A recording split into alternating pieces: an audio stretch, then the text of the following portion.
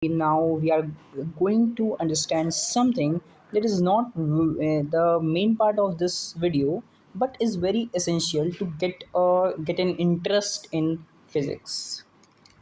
What I'm going to tell you is not very will not be very astonishing for you, but will be very interesting for you. We have already studied that there is something which we called force, and that force is something that makes an object accelerate, makes an object from rest to motion.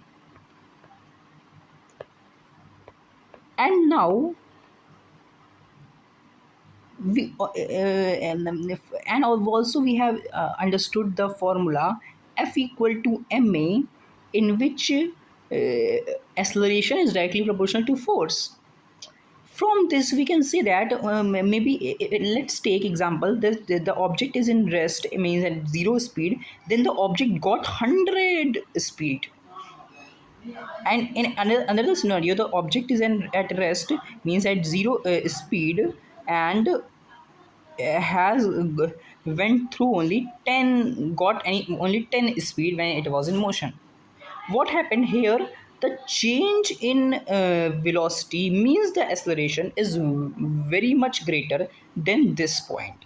So as the acceleration is greater here, the force would also be greater. So from here we can conclude up that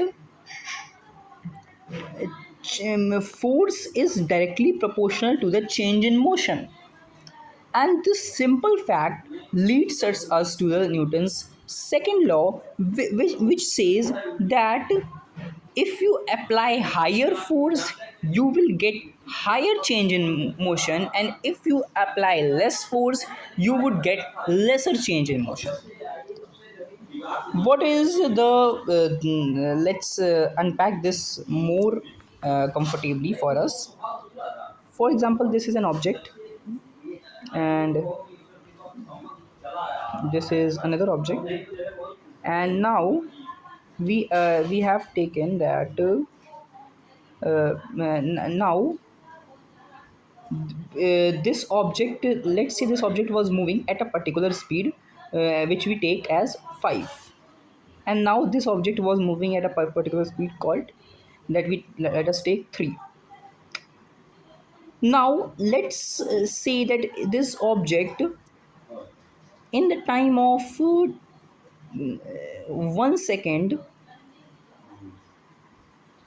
took 100 speed, whereas this object in the in also in 1 second got took the speed 4. So in which case the change in motion is greater? Of course, the first case.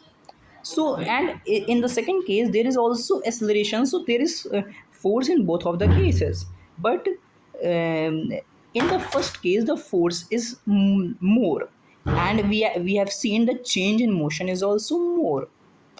The object is undergoing a greater change in motion than the second scenario when the force was less. So we can say that force is directly proportional, means force depends on how much change you bring in motion, or we can say that if force is greater, then change in motion would also be greater, and if force is less, then change in motion would be less. That is the, and let me tell you that this what we have studied is basically Newton's second law. And let's meet you in the next slide and unpack the last mystery of physics.